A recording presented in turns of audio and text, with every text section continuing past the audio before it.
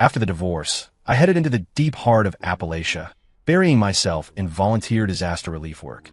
2 years slipped by in the blink of an eye. It wasn't until our daughter was diagnosed with severe aplastic anemia, her life hanging by a thread that only a bone marrow transplant from me could strengthen, that my ex-wife remembered I existed. She brought a phalanx of bodyguards to the mountains, scouring the area for me. When she couldn't find a trace, she assumed I was hiding on purpose. As long as you agree to the donation, she declared to the empty air, I'll allow you visitation rights. However, the townsfolk in the hollow told her the truth. I was long gone from this world. She frowned, a look of pure impatience crossing her flawless features. I can't believe that after all these years, he's still playing these childish games. In the end, she dug 3 feet into the earth, but all she turned up were my bleached bones. You're telling me he was buried in a landslide trying to save someone? Victoria Sterling stood there in a silk dress that cost more than most people here made in a decade, her heels sinking into the mud of the impoverished mining town. She looked utterly out of place, her beautiful face twisted in disgust and mockery. If he's going to lie to me, he should at least come up with a decent excuse. A man as selfish as Caleb Stone, discovering a conscience? Please. She scoffed. Did his friends back in here tip him off? Did he find out Lily was sick and decide to hide because he didn't want to donate? Is that why you hillbillies are putting on this show? The locals, hearing Victoria's venom, clenched their fists, faces reddening with anger. Don't you dare speak ill of Mr. Stone. He was the best volunteer we ever had. That's right. You keep running that mouth, and we won't be polite. Folks, please, this is Mr. Stone's wife. Calm down, everyone calm down. The town administrator, Old Man Miller, rushed out to soothe the crowd before turning to Victoria. Since you're so desperate to see Mr. Stone, I'll take you to where he lived. Victoria wore an expression that said, I knew it. Miller led her to a dilapidated shack perched precariously on the mountainside at the edge of town. It was a wretched little place. The wooden door hung crooked on its hinges, secured only by a rusting padlock. This is where Mr. Stone stayed. He pushed the door open. My black and white memorial portrait sat in the center of an old wooden table. Seeing it, Victoria's pupils contracted sharply, and then she let out a cold, sharp laugh. She grabbed the framed photo and smashed it onto the floor without hesitation. The glass shattered against the uneven floorboards, kicking up dust and sending shards skittering across the room. Miller stood frozen, mouth agape. Floating in the air above them, I was just as panicked. I knew she resented me. After all, given what I had supposedly done, her hate was merely the shadow of the love she once bore me. But I never imagined she would treat my memory with such cruelty. Victoria was still raging. To avoid saving his own daughter, you people really went all out. How much did he pay you? To set up a shrine like he's actually dead? It's sick. She grabbed a cup of water from the table and splashed it over the ruined photo, then stomped her expensive heels onto the picture and the muddy floor, grinding them into the dirt. Do you think I'm an idiot? Look around. This place has signs of life. She pointed. If Caleb is really dead, then whose half-eaten cornbread is that on the table? Daddy. Before she could finish, a skinny little girl with a woven basket on her back ran in, gasping for air, and shoved Victoria aside. Seeing the memorial photo of her beloved father desecrated, the girl burst into tears. Bad lady, you're a villain. Who said you could break my daddy's things? You get out. My house doesn't welcome you. Victoria stared at the child, her face darkening, her composure cracking. She bit her lip. Caleb Stone is your father. Miller quickly pulled the girl behind him. Hazel is an orphan from the valley. Mr. Stone felt sorry for her and took her in. Please, don't hold it against the child. Hold it against her. Victoria grabbed the 60-year-old administrator by the collar, her voice trembling with fury, her eyes suddenly rimmed with red. He abandoned our daughter. He indirectly killed our unborn child. And yet he's here playing father to someone else's kid? How dare he? Fina, great. You tell him this. Lily's surgery is in 1 week. If he has a shred of humanity left, he will show his face. And if he keeps playing dead, don't blame me if I tear this shack down and leave his little stray homeless. Under Miller's terrified gaze, she added coldly, and even if Caleb is actually dead, I don't mind digging up his corpse to extract the marrow. Do you understand me? Miller looked at her like she was a monster, hugging Hazel tight, lips trembling, unable to speak. Just then, Victoria's phone rang, a special ringtone assigned to a specific person. Her ferocious expression softened instantly. Before leaving, she glanced at the little girl, her voice icy. Pass my message along, word for word. I'll be waiting. Watching her storm away, anger radiating from her back. I felt like a sledgehammer had slammed into my chest. I watched Hazel crying as she picked up the pieces of my photo, hugging the broken frame to her chest, sobbing as if her heart would break. I wasn't hiding from her. I wanted desperately to save our daughter. But I really was no longer of this world. My soul had somehow tethered itself to Victoria. Leaving the land, I had guarded to follow her. After leaving the town, she didn't stop crying, though she hid her eyes behind dark sunglasses. Only I could see her hands gripping her thighs, nails digging in, trying to suppress the rage she felt toward me. Bastard, daring to use death to trick me. You haven't changed a bit. She dialed my number frantically, but the disconnected tone only drove her closer to madness. Don't let me see you again, Caleb Stone. When her private jet landed in New York, a tall, handsome figure was waiting at the gate with flowers. It was a silhouette I knew all too well, Julian Thorne, Victoria's childhood friend. As soon as they met, Julian asked eagerly, "Did you find Caleb? Is he willing to donate to Lily?" Victoria composed herself. He's as selfish as ever.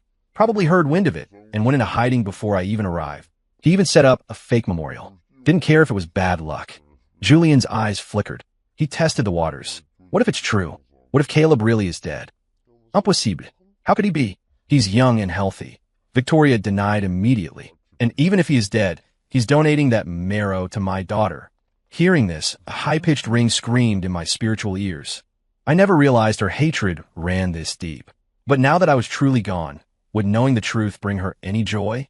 She drove Julian home. He leaned in, kissing the corner of her mouth, stroking her hair gently. When Lily is better, let's get married.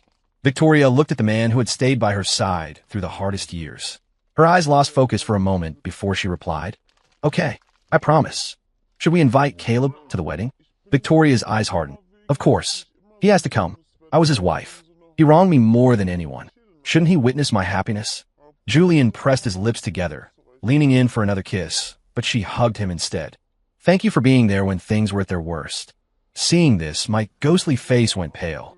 Even in death, the rage didn't fade. I rushed forward, trying to pull them apart. No, Julian can't be with my wife. He's the one who killed our child. He's the one she should hate. If she knew the truth, it would destroy her. But I was just transparent vapor. No matter how I screamed or clawed, it was useless. I was filled with regret and powerlessness. As he got out of the car, Julian asked casually, "What if Caleb still doesn't show up? He adopted a kid. If he doesn't show, don't blame me for going after that girl, Hazel." Victoria's face twisted with resentment again. Funny, isn't it? He killed his own flesh and blood, yet runs off to play daddy to an orphan. I watched the hate in her eyes, heart twisting. The memories of the past suffocated me. Years ago, Victoria loved me with a terrifying intensity.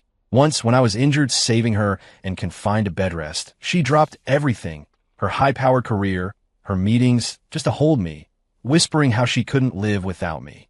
"Honey, I love you so much. I can't lose you. Next time I'm in danger, don't risk your life like that. You can't be without me, and I certainly can't be without you. Thank God it's just a leg injury, or I don't know what I'd do." I kissed her cheek. "You and our daughter are my world. If it happens again, I'll protect you without hesitation." "You're annoying," she teased, punching my arm lightly before burying her face in my chest. I stroked her 4-month baby bump, feeling nothing but sweetness. That was when Julian volunteered to help, cooking nutritious meals for Victoria and me every day. At first, I was grateful, but soon, things felt wrong. My health deteriorated. Constant headaches, memory loss. A broken leg shouldn't cause that. I got suspicious. One day, I took the leftovers to my friend Dar, Elena Russo, for testing. The food was laced with massive doses of chloramphenicol. Elena called me into her office, sliding a form across the desk. It was a consent form for an abortion. I stared at the paper, paralyzed. Victoria wanted a second child more than anything.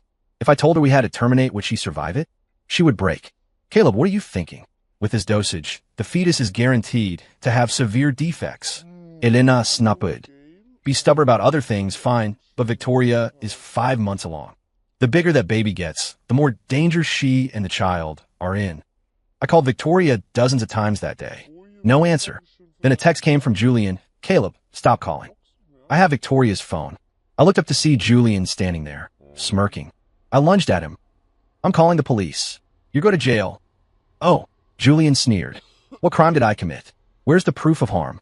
"Besides," he whispered, Even if I go in, I'll be out soon. Your daughter, Lily, really likes me.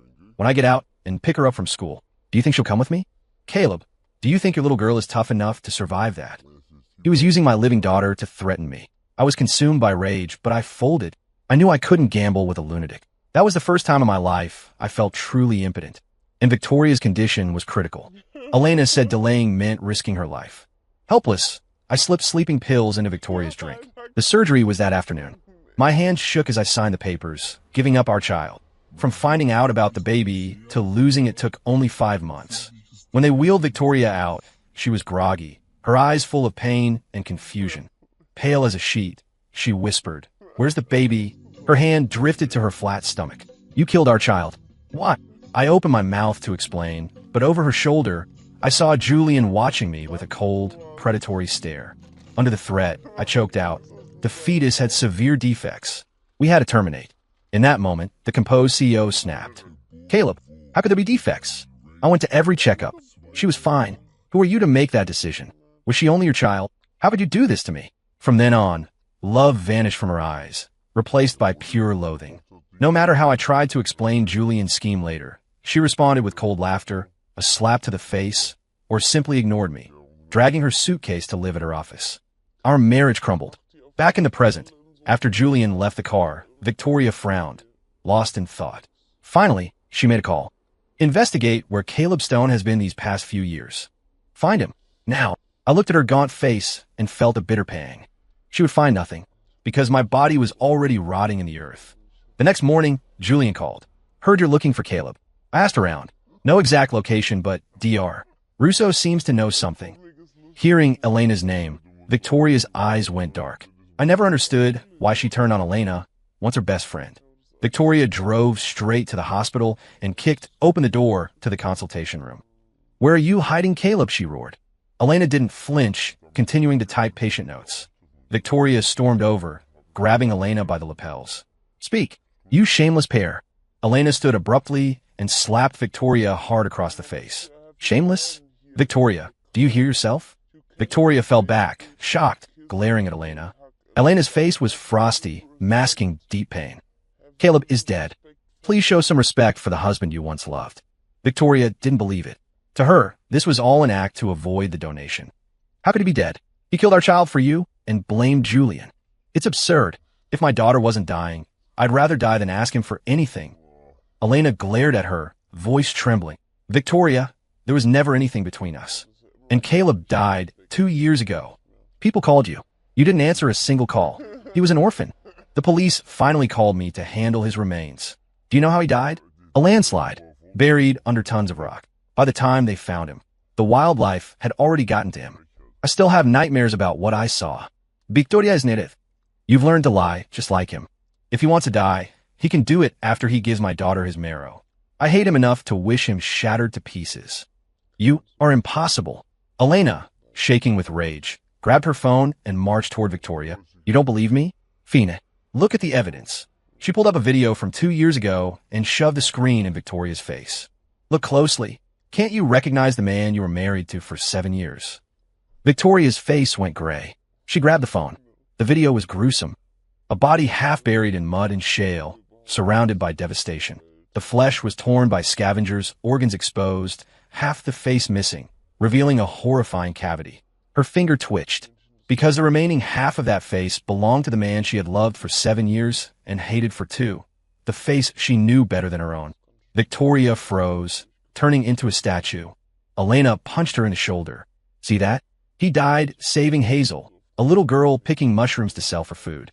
Thud! The blow sent a trickle of blood from the corner of Victoria's mouth. She mumbled, "Impossible. Impossible.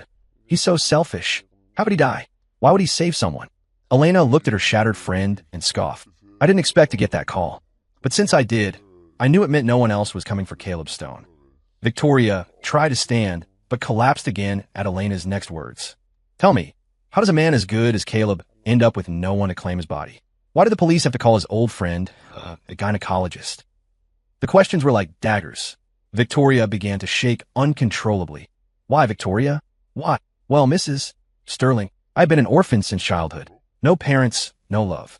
After the divorce, I chose to become a rescue volunteer and adopted a sweet girl named Hazel. When the landslide hit, I wasn't afraid. I was just worried that Hazel would be homeless again, worried that no one would come to bury me. Victoria seemed to snap, screaming, "I blamed him because of you too. The affair. He didn't want the baby? He could have told me. Why did he have to kill our child just to be with you?" Affair.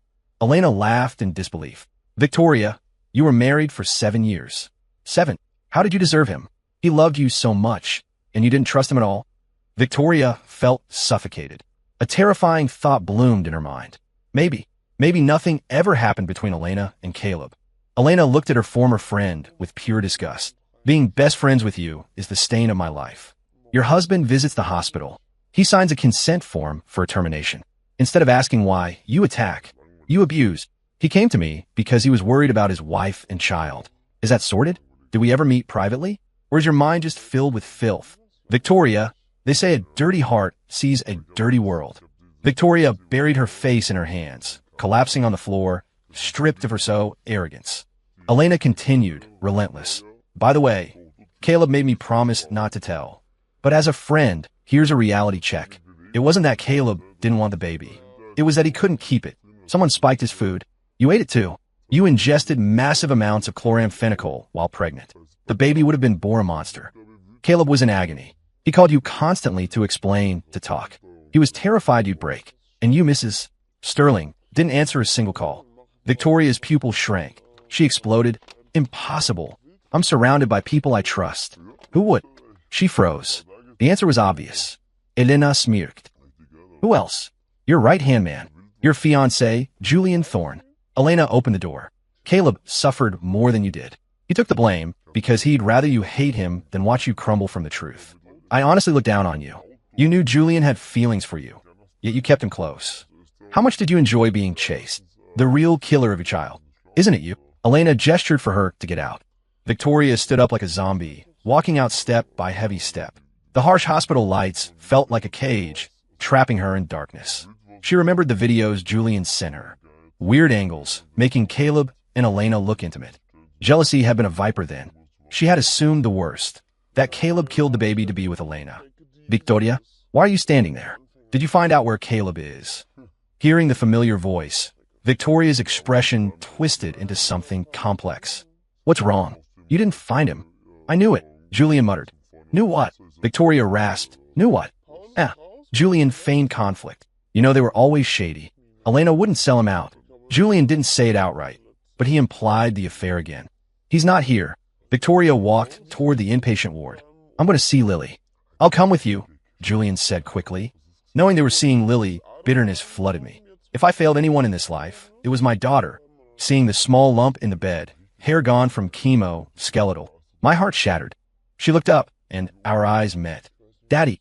Julian looked surprised, then performed for Victoria. "Uncle Julian hasn't married Mommy yet. Too early to call me Daddy." Lily didn't even look at him. She stared straight at me. Tears rolled down her cheeks. I realized she could see me. Panic seized me. I was a ghost. If she could see me, did it mean? No. Victoria walked over and rubbed Lily's head. "Why are you crying, sweetie? You didn't cry during chemo." Lily kept her eyes on me. She wiped her tears, sniffled, and said bravely, "Daddy, Lily is a brave girl. Don't leave me." Julian interjected. "Who's leaving you? Kids say the darndest things." I looked at Lily with anguish. "I'm sorry, baby. Daddy can't stay." Victoria discussed the surgery with the staff. "Julian, the surgery is scheduled. Is that okay?"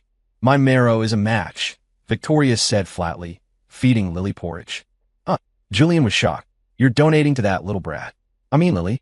She nodded. "As soon as she got sick, I got tested. The surgery will happen on schedule. I won't let anything happen to my daughter." I don't know if Victoria's desperate search for me was to make me atone, or just to see me one last time. When they left, I tried to stay in the room, but an invisible force yanked me out. Lily waved at the empty air, holding back tears. I wanted to hug her, just once. A few days later, Elena, who had cut ties with Victoria, contacted her. They met at a cafe. Elena slammed a USB drive on the table. "You'll need this. Don't flatter yourself. I'm doing this for Caleb and Lily." She walked out. Victoria stared at the drive. After a long silence, she called Julian. "Isn't your birthday coming up? I want to celebrate early. I'm worried about the surgery." "Really?" Julian sounded ecstatic. Victoria looked out at the misty rain. Let's do it the day after tomorrow. October 2 ND. The day I lost my unborn child. I stared at the man, realizing I had underestimated their bond. Or maybe love is just cheap, professed one moment, given to another the next. That night, Victoria rented the entire floor of the Ritz. Rose petals everywhere. A view of the Manhattan skyline. Julian, in a tuxedo, held her arm, beaming. They looked like newlyweds. I watched numbly. Everything she once did for me, she was now doing for him. My heart was so broken it felt anesthetized. Suddenly, the tether loosened. I could leave Victoria. I rushed to the hospital. I needed to be with my daughter. Nothing else mattered. When I arrived, Lily was crying over my photo. Seeing me, she buried her face in the pillow. Lily is brave. I didn't see Daddy, and I didn't cry. She could see me, but it didn't bring me joy. She peeked out, staring intently, afraid I'd vanish. I tried to speak, but she tilted her head, hearing nothing. She could see me, but we couldn't speak. I was racking my brain when Lily pulled a heavy dictionary from her backpack. I used hand gestures to guide her to pages, pointing at words. You are best. Daddy loves you. She read it out in her little voice, then beamed. Daddy, I love you too. Knowing I couldn't talk, she chattered about everything. Then she whispered conspiratorially. I found out what a real monster is today. Daddy came to see me today. I saw him talking to the doctor. He said something about the house not being renovated, so it's impossible to get a plastic anemia. Then Daddy and the doctor asked me if Uncle Julian gave me anything. I showed them the black rock Uncle Julian said was a gift from you. I kept it with me always. I understood instantly. Lily was healthy, no exposure to chemicals. Why the sudden acute anemia? The rock. Daddy gave me a gift? Lily asked. I nodded. Is it a rock? I shook my head. Daddy said that rock is a monster. He told me never to take things from Uncle Julian. I think Uncle Julian might be a monster too. I was stunned. Victoria knew everything, yet she was dining with Julian. What was her plan? At the Ritz, Julian looked at the feast. Victoria, these are all my favorites. I didn't know you paid such attention. Victoria smiled, the expression not reaching her eyes. Eat up. It'll be a night to remember. Luxury, food, the woman he loved. Julian felt like he was dreaming, but soon his head swam. Victoria, why am I so sleepy? Victoria stared at him with unmasked hatred, wiping the table where he'd touched it with a wet nap. Because I added a special ingredient. What ingredient? Like what you did to my husband. Except instead of chloramphenicol, it's sleeping pills. Julian's eyes went wide. He tried to stand but collapsed. Victoria dragged him to the basement of her villa, tying him to a chair. She threw a bucket of ice water on him. Julian woke up screaming. Victoria, I beg you. Murder is a crime. A crime. Victoria is Mirkev. You talking about the law is hilarious. Caleb will never forgive you. Victoria said quietly. He's dead. Dead? Who's dead? Victoria grabbed his jaw. Still acting? The call from the police about his body. You took it and blocked the number, didn't you? You knew. Julian, stop pretending. He laughed maniacally. So what? I didn't drive him to that hillbilly town. Crash. Victoria smashed a beer bottle and pointed the jagged glass at him. Why? Killing my baby wasn't enough. You wanted to kill Lily too. Why? Because I love you. Julian screamed. I've been with you since the start. Why couldn't it be me? You knew I liked you, but you just kept me around. Wasn't that permission? He sobbed. You blame me now? I just took some photos. I didn't make you doubt him. And the baby. I wanted to poison him, but you ate the food too. And Lily, Victoria Raspiv. She was annoying, crying for her daddy. So I gave her a radioactive mineral sample. Said it was from Caleb. She carried it everywhere. Of course she got sick. Then you wanted to donate marrow. I couldn't let that happen. Best if she died before the surgery. Do you know how much I paid that nurse? 100 grand. But then I ended up here. Victoria turned off the recorder on her phone. The basement door burst open. Police swarmed in. As they dragged Julian away, he screamed, Victoria, you're the real reason they're hurt. How can you face them? Julian was sentenced to life for attempted murder. In prison, rumor had it he went insane. The story was drawing to a close. With me watching over her, Lily entered the operating room. After the transplant, she could no longer see me. Victoria settled Lily, then returned to the Appalachian village. There, she met someone unexpected. Sarah, you're back in the States. Sarah Jenkins looked at her coldly. None of your business. Victoria followed Sarah to the renovated shack. The yard was full of hosta flowers. Sarah sat on the porch, grading papers. You were Caleb's best friend. You know where his ashes are. Sarah looked up. I entrusted my best friend to you. How did you treat him? You have no right to ask. For the first time in her life, Victoria dropped to her knees in the mud. Eyes red, she begged Sarah, please. One last look. Tell me where he is. Sarah didn't soften. Mrs. Sterling, don't kneel. You don't deserve to know. He married you at 22. At 28, you threw him away. Do you have no conscience? Victoria looked empty, as if her soul had been ripped out. She grabbed Sarah's hem. Just one look, please. Sarah ushered Hazel inside. Shoo, bad luck having her here. She pushed Victoria away and slammed the door. Inside, Sarah wept. She hadn't seen her best friend one last time either. To atone, she had quit her high-paying job to take his place as a teacher and adopted Hazel. Victoria, health failing after the donation, stepped down as CEO. She wandered mourning. Finally, she rented a small earthen house in the village, the only place she could sleep. At night, she wrapped herself in her wedding dress, inhaling deeply. Caleb, come to my dreams. Just once. She drifted off, dreaming of our wedding. When asked, do you take this man? She screamed. I do. But in the dream, I just stood there in my suit, smiling awkwardly, separated from her by a veil that never lifted. She woke up drenched in tears. Sarah found her again. You know why I despise you? Victoria looked up. You're a hypocrite.